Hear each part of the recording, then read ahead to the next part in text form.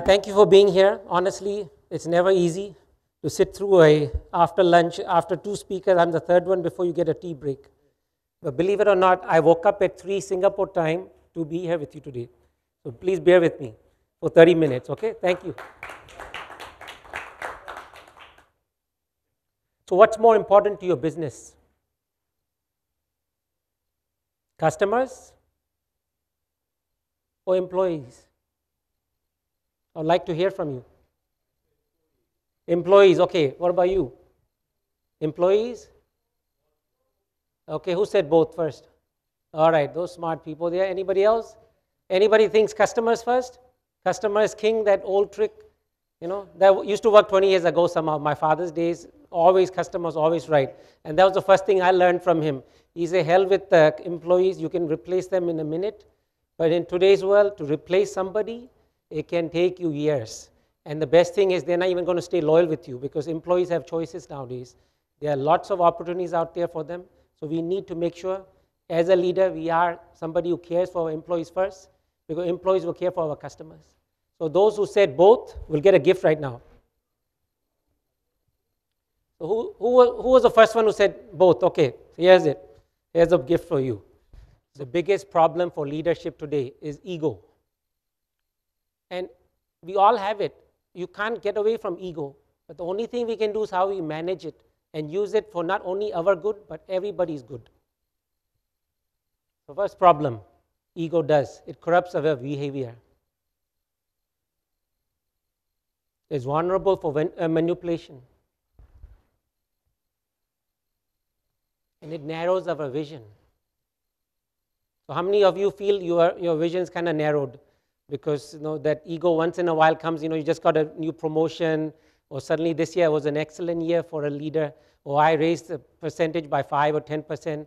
Suddenly you feel, wait, I'm the best in the world. Good, honest person here. Places us in a bubble. Because in most cases, when you are a leader, you feel you know everything and you don't want to listen to anybody. And the first thing as a great leader today needs to do is listen. Because nobody wants to hear you, but they want to be listened to. That's why I'm here right now, and thank you for coming to listen to me. And this is what it does. It keeps boosting your ego. And we lose control. And not only of ourselves, but the whole company. And at the end of the day, what happens? Your company loses money. And unnecessarily, the leader will stay, but suddenly you have to fire 5,000 people off your work because you made a mistake and you're not willing to accept that you were the one who made it. And this is a very common problem with enterprises, not only in India, but even in great countries like Singapore, US. Like look at our president down in the US. He never takes blame for anything. It's everybody else's problem, never mine. Okay, so this is what I learned. For a successful business, you need happier employees, and automatically that will be happier customers. They will lead to that. And the way to do that is using compassion and contribution. Of course, these are what we call senior leadership skills or values. But I feel we all have compassion in us. Is why not use it and apply it not only in spaces that we feel that are our own, like at home, or in situations we feel we are in a family. Because honestly, like how you said, we spend so much time in companies that we should actually do this at work as well. Because when you act with compassion and care for people, somehow they care back for you. And that creates meaning throughout the organization. So they are all interlinked. So one functions because of the other. And this is what the leaders and organizations need to do, is create conditions that employees are happy, like James said also, feel connected, because connection is a very important thing. If employees feel connected, they stay loyal and they work harder because they feel there's no reason for them to not. Let me finish that slide first. They search for meaning as well, because truthfully, as you said, we are spending so much time at work nowadays that 9 to 5 is a long gone dream. Nobody works 9 to 5. People start at 6 in the morning, even at home they're reading their emails, and they're working till 12 before they sleep. And it's always this thing, ping, ping, phone, phone, whatever going on.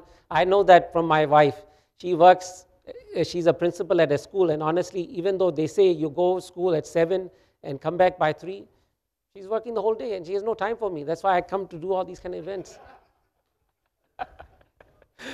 And contribute positively. If a leader, see, the whole idea is if one does it, somehow we pass this, we reflect these things to others. And that's what all we are. We are compassionate people already. We are human. So, the value is already inbuilt. But why not practice it and actually show it on? Now, this is a serious crisis right now in leadership. Lack of engagement.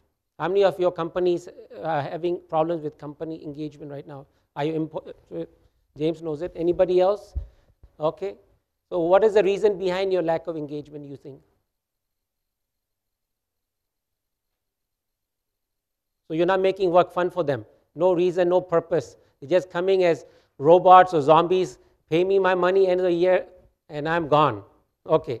So only 13% of employees globally right now are engaged. That's a very small ratio. And everybody at HR only is interested in productivity. Your employees are not productive right now anymore. The main factor is lack of happiness. And it's not only about being happy at work, but in most cases what happens is we are living in this cycle of home, work. So some people are coming sad from home and they bring that energy to work, and if work is sad also, so they're just multiplying, going back home. And they start fighting with their children or spouses and all that. And again, that cycle goes on and on. Eventually, you have burnout, you have depression problems, and then people are suddenly taking their 30 days off because they can't handle work anymore. And then you have to find new people to replace them. And then 65% of employees would forego a pay rise to see their leaders fired in the US. I don't know how true that is in India, but I'm sure that's a large portion too, because we have leadership crisis throughout the world, and India would be in one of those situations too. And lack of leadership. In fact, 77% of leaders think that they are engaging and motivating their employees. 82% of their employees disagree. So there's a very big mismatch between employees and leaders going on right now. And I will take the side of employees, because leaders honestly never know, because they are always in their bubbles with their egos boosted and they don't know what to do with it. Yep. And like Ron just said, companies have spent, in my view, about 46 billion in leadership training last year, but it could be up to 51 billion. But that's a lot of money. Countries could be glorified. You could give jobs to every simple person on road. Everything be perfect. Why are we wasting this money in leadership? These skills are already implanted in you. It's just you have to awaken them. Just release them out. That's the thing. So how's your company spending this right now? In most cases, you're spending in the wrong places. I can tell you that, like James said. You're just putting money away, just hiring these fancy people who come and teach you skills which you really already have them in you. Only with a new term, just changing it technology-wise, or just putting it, okay, this is my way, or this is, all these patents and all these systems that don't work. There are two types of motivations that we have right now. So the extrinsic is the kind that you put effort, you get performance, and you pay them reward, and then you're expecting a reward at work. And then that's why you're putting in effort. So the cycle going on that way. The intrinsic motivation is effort, performance. My work is my reward. That's how a senior leader should be thinking if you really want to grow your company. It's all about empowering our employees to do their best, because your job is only to actually foresee and make sure that work environment is that way, empowering for them to do their best. We have to let go from that me culture, that I did this, and allow us to happen in the company. Because honestly, your employees are doing so much more than you are doing for them. And then moving on from us culture to we culture. So looking at all stakeholders, no longer only for your company, but your partners, society. Are you actually socially motivating others to grow like your firm is? I know there are a lot of great companies in India, but they're not doing enough to motivate or encourage other enterprises or even the government to take action and change. And these are some of the advantages of compassion and contribution. You can see there's compassion, that altruistic love, so that creates all these positive values. And how many of your firms actually are practicing these values? You can talk about it too. and then building it through vision, and actually having a vision which is common. See, in most cases, a leader or a company has these great short visions, but nobody's actually practicing it. Even the leader himself is breaking those rules. And real effort would only come through hope. Like James said, if there is no hope that there's going to be future growth, where this company is really going to take care of me through good or bad, they're not going to work hard. They're going to just perform about 50% or even 30%, like how we had earlier guests saying to us. I work with Barrett's values. So we actually have these 7 leadership values. And in most cases, to build on compassion and contribution, you should be a level 4. So level 4 is like about being an influencer. So actually participating in the well-being of your teammates and your company. And you can see those values again compared to how the me thought is and us thought is. So the V is where we want to be if we want to build compassion and contribution, which actually is going to empower your company to grow. And in my company, what we do is we work through a method called the GATE. So opening the gate to compassion and contribution. The first one is actually living on being grateful. How grateful are you being the leader of your enterprise? How grateful are you being able to manage this group of people who are there to grow with you? How grateful are you being yourself itself? Because a lot of people, even being a leader, they might have a great ego, but their self-esteem is very weak. And when it's low, they fail. And they're not going to fail themselves, but they're going to fail the whole enterprise. And this is another big one, acceptance. Accept everyone as you. Because I know religions can be quite tough. So this is very important, is including everybody. Because I've seen a lot of companies promoting only people within the organizations in that same religion or caste or whatever. So that is really not going to help you, because your best talent might be waiting in being another sect or religion or whatever. And truth. If you do not speak the truth, you're going to fail all the time. You're going to live in fear. Fear is killing everyone.